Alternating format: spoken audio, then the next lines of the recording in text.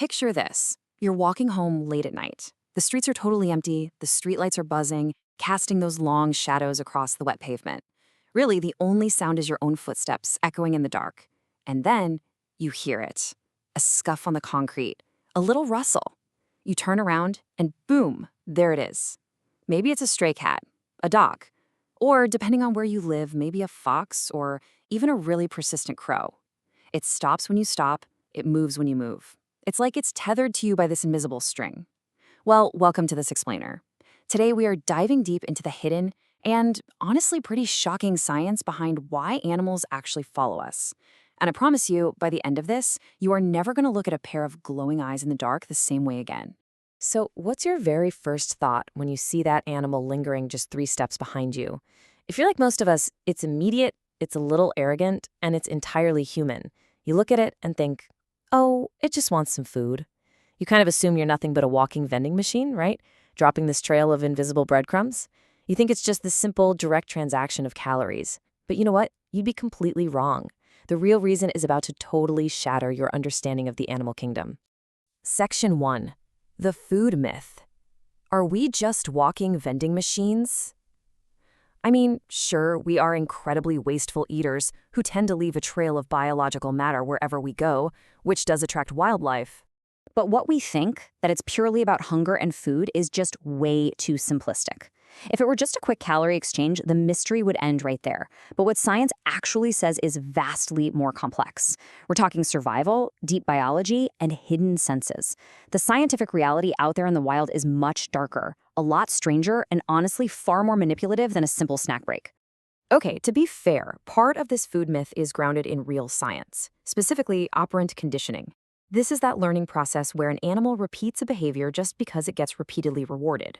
Pigeons in busy parks, raccoons patrolling your neighborhood at night, they learn super fast that these weird, two-legged humans are basically statistical anomalies that constantly drop high-density carbs. It's just classic Pavlovian math. They see a human, they expect a sandwich, so they follow the human. Makes sense, right? But here is exactly where that food theory just completely falls apart. Check out these scientific anomalies. We have wild wolves following researchers through the freezing tundra for weeks, literally weeks, without ever accepting a single scrap of meat. Or what about dolphins? They expend massive amounts of energy to ride the bow waves of ships for 0 caloric reward. 0. And crows will shadow humans just to be near them, expending precious energy for absolutely nothing edible. So, what unseen force is actually pulling them into our orbit? Section 2. The human shield effect. Weaponizing our terrifying reputation. Because to the forest, the jungle, and the open plains, you are the apex of the apex predators. The concept driving this is known as the human shield hypothesis. Basically, prey animals are out there calculating the terrifying geometry of survival, and they realize a brilliant, if slightly twisted, truth. The absolute safest place to hide from a monster? Right behind a bigger, scarier monster. It is literally a masterpiece of evolutionary manipulation. Let's look at how this plays out. Take a pregnant mule deer. Her real threats are mountain lions and bears. So where does she go to hide? Suburban backyards and busy highways. Or think about small birds. They'll build their nests right over the slamming doors of busy human buildings just to deter hawks and snakes. Even antelope will intentionally graze closer to human settlements to avoid leopards. Think about that. They are essentially hiring us as heavily armed, completely oblivious bodyguards to protect their fragile little lives. And the best part, they aren't paying us a dime. I just love this perspective. Let this quote really sink in for a second. You are not an ordinary person, you are Godzilla.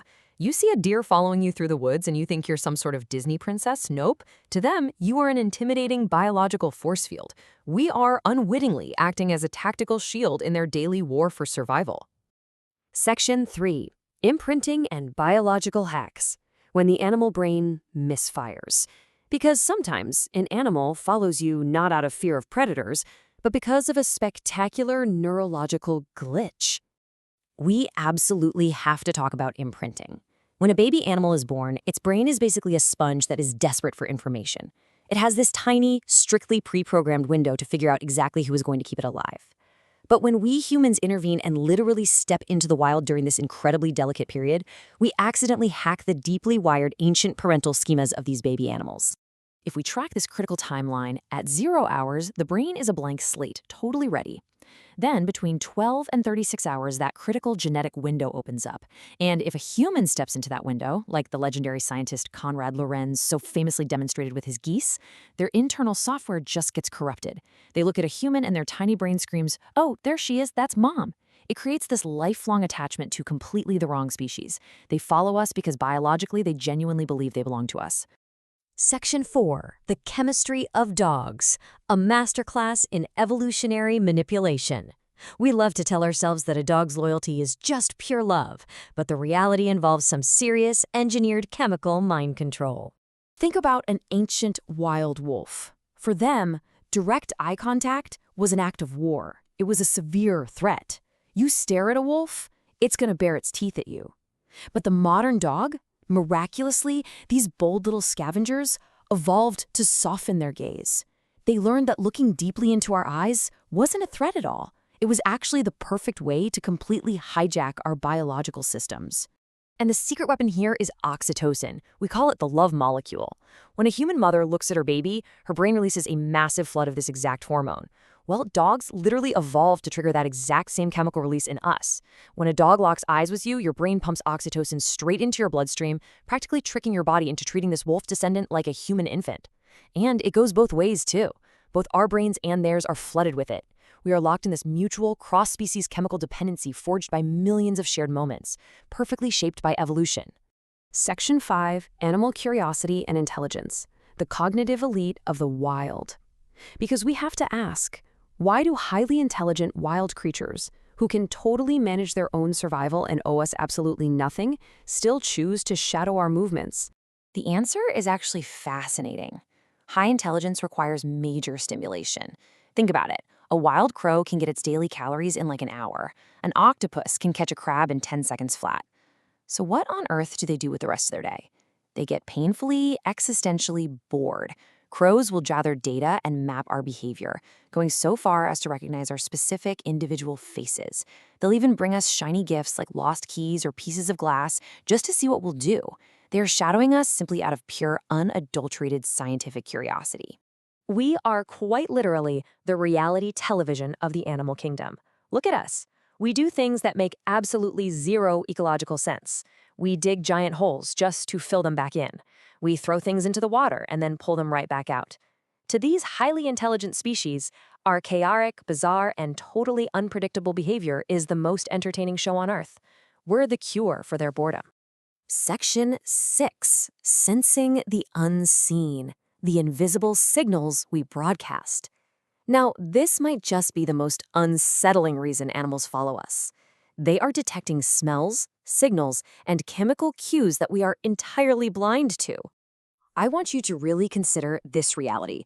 You are a screaming beacon of biological information. As humans, we are so incredibly visually dominant, aren't we? If we can't see it, we just assume it doesn't exist. But in reality, we are walking clouds of leaking chemical data, completely oblivious to the massive invisible frequencies we are constantly broadcasting to the natural world. Just think about the sheer amount of data they're picking up on. When you're terrified, your body drops a huge surge of adrenaline into your sweat glands. You can't smell it, but to a dog or a bear, your chemical signature just lit up like a neon sign. When you're sick, the volatile organic compounds on your breath literally shift. These animals are acting like walking biological MRI machines. They are reading the diagnostic report of our emotional state and our physical health through their highly sensitive olfactory and electrical systems. They follow us because they are reading a constant stream of data that we don't even know we're giving off. Which brings us to our conclusion, the invisible threads. So the next time you're walking and you hear a little rustle in the grass behind you, I want you to drop that arrogant vending machine mindset. They aren't just looking for food. They might be using you as a giant biological shield. They might be neurologically imprinted on you, locked in a deep chemical dependency, or just watching you out of profound curiosity. Or they might be reading unseen senses and signals you had no idea you were broadcasting. The absolutely crucial takeaway from all of this is simple. We have never stopped being part of the wild. We walk through this world thinking we are somehow separate from it, safely standing behind this thick glass wall. But spoiler alert, that glass wall does not exist. We remain active, inextricably wired variables in the beautiful, chaotic survival equations of the natural world. So, I'm going to leave you with this final provocative thought. What invisible signal are you broadcasting right now? As you go about your day, just remember that chaotic chemical web of life trailing right behind your footsteps. Keep leaving your bizarre, unpredictable trail through the universe. And hey, let them watch. Thank you so much for joining me on this explainer. Keep learning, stay curious, and I'll catch you on the next one.